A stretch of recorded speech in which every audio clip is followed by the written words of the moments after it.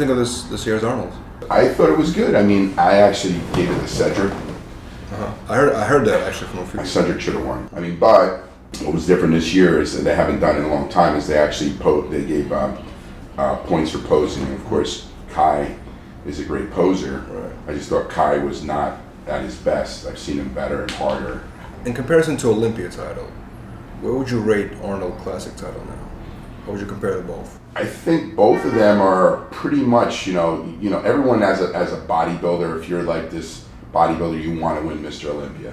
But winning the Arnold Classic is also a big title to be able to have. And, I'm proud to say I'm the first Arnold Classic winner. It's like being, Larry Scott in the bodybuilding world, winning the first Mr. Olympia, and, winning that show. What Arnold did was he brought prize monies up to make the Olympia bring their prize monies up. He brought more awareness by having this huge expo that Olympia didn't have, so that Olympia had to then do a big expo. So it helped the sport. I believe Arnold had helped the sport with this huge fitness festival. From what it was when I competed, and now they're just two different animals. Is it like a frustrating, obviously you were competing and you were Olympia stage many times. Yeah. You came in second, quite 3 years in a row. Quite a few times. Yeah.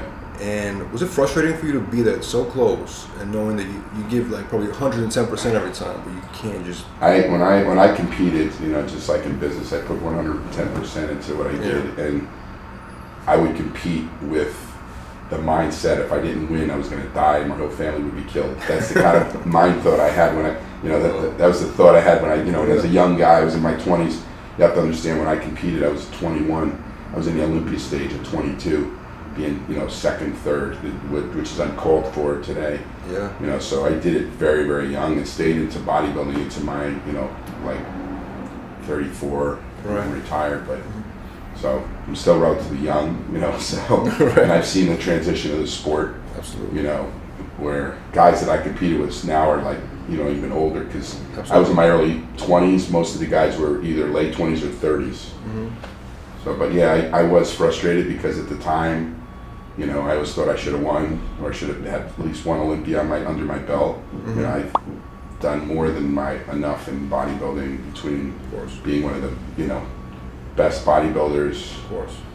What's cool is I'm still recognized 30 years later as still a name in the sport, and that's from not only what I accomplished in bodybuilding, but what I accomplished in business. Was it difficult for you to retire knowing that you didn't win the Olympia? Was it difficult for you to make the decision of retiring and without getting that title? Or were you kind of, obviously you were the top bodybuilder in the world, or one of the top bodybuilders in the world, but was it difficult for you to make that decision of leaving the sport? Well, I don't know, a lot of people don't realize or don't know that I didn't want to retire, I had to retire.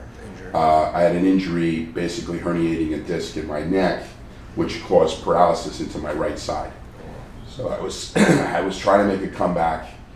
I also noticed that, I was training really hard. I mean, I was known as one of the most intense bodybuilders when it came to training. No one trained harder than me. I trained twice a day. I always had to have 2 training partners because my intensity would burn people out. Well, that type of training put a lot of force onto my joints, onto my, my discs. So my neck had, degenerative discs that basically herniated, causing total paralysis into my right side when I was getting ready for one of the shows, which was called the Night of the Champion, which is now New York Pro. So it retired me. So when I was sitting there in bed, I was about 240 pounds, getting ready for a show, competing around 230 for my, pro show. I sat in bed there and just watched my body wither away to about 180 pounds. Wow. And while I was there, I was saying, like, what am I going to do? I'm not going to use my body anymore to, to make money or compete. And that's when I sat there in bed and said, you know what? I've always been an advocate of supplements, and I believe that, my genetics were not at best, but I was able to become the best through taking proper supplementation. So that's what got me with the vision of starting Gaspari Nutrition. So in bed, while I was like crippled, I started writing down notes of what I wanted to do, manufacturers to talk to, what kind of products I wanted to come out with, because I was also personal training at the time. So laying in bed, that was back in 1996, 97, I developed Gaspari Nutrition. I definitely want to get into the business side because Gaspari, I knew about Gaspari brand before I even Yeah. with the Generation Iron, before Yeah. we kind of was like really into the culture of I bodybuilding. think I've opened the door to many bodybuilders. As you can see, you got a Kai brand, you got a Phil Heath brand, you got all these brands. Thing is, you know, I knew that my brand was going to be built not on, you know, it was because of Rich Gaspari, but my brand is built on the brand. It just so happened that it's owned by the bodybuilder. Right. A lot of people misconceive and say, hey, look at me, I'm this guy, buy my brand. No, here's my brand. Why do you buy my brand? Because it's the best.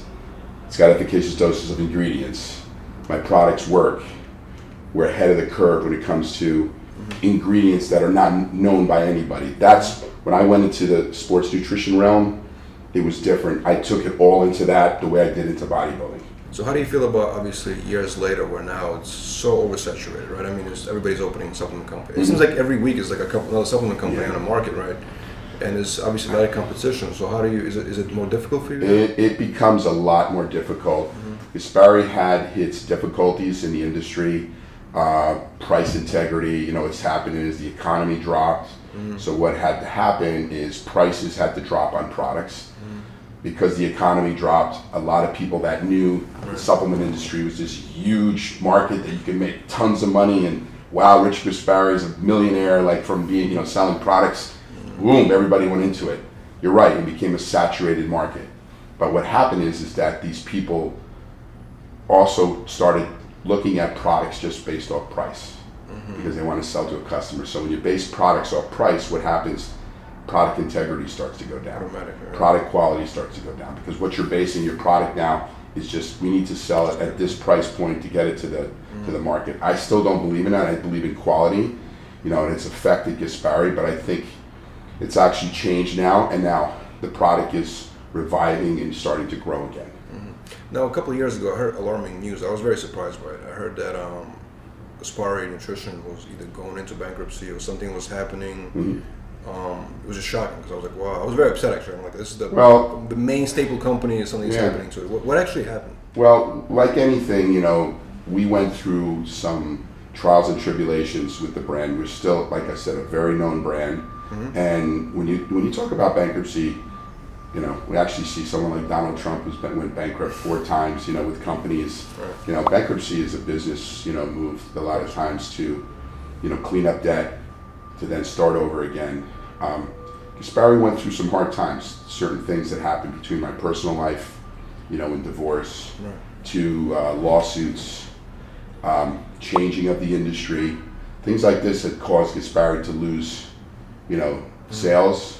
We were a big monster that, you know, when you become so big, you need a certain amount of sales just to keep yourself alive. So little more agile companies that you said can get in there and start chipping away at your sales, because you're becoming too cumbersome and too big. So yeah, Gaspari went through that period that now is past, and what we're doing now. Yeah. So now Gaspari now has become alive again, growing again. What do you think happened to the sport over the last decade? How do you look at it? Well, I hate to be like one of these old school guys to say, you know, I don't like what's happening to the sport, but most of them do say that. And you know, and I'm going to be one of those advocates to say I don't like what happened to the sport. When I see top pros not able to do a vacuum pose, where when we were growing in bodybuilding and we were on stage, it was about keeping your waist small, putting on size, but always trying to keep your waist as small as possible. So I had the ability to be 230, 240, to be on stage. But when that happened, I got thicker in obliques, and I was scored, you know, less on it. So in my era of bodybuilding, the judges scored you lower if you didn't have that ability to do a vacuum, you didn't have the ability to keep your waist small. So the biggest I could be is 220, 225, you know, and that was really big. You know, Lee Haney was 246, 250, that was really big for him. Now bodybuilders at Lee Haney's height, you know, 6 foot, are competing at 300. Guys at 5'9" are competing at 250, 260. But when you look at their physiques, their waists are a lot thicker. They can't keep their gut in. They can't do a vacuum. If you ask them to do one, they can't do one. So the aesthetics have changed. They are massive. They look, you know, like a cartoon. but is that really, what the public accepts as something that you want to look like? If you're going onto a beach, Arnold would say, like, what do you want to look at when you're walking on the beach and you see this, Hulk? Guys are going to say, well, I don't want to look like that. They want to look like this guy who has an aesthetic physique, nice small waist, ripped up. And that was my era of bodybuilding. So yeah, I think it's changed, but I think from last year when Arnold made comments about, a different look, I think that's helped the sport because I'm seeing that change happen. We talked about Cedric and, Kai and the Arnolds. Cedric would have won, he was ahead in points, but because of posing, Kai won. Now, I believe we still need a long way to go when it comes to posing because I still believe a lot of pros, and I hate to say this, suck. They pose horribly. When I posed, I wasn't known as the best poser, but my routine was way better than today's pros. Going on stage and going from one end to the other, hitting shots and waving people to have you clap for them, that's crap.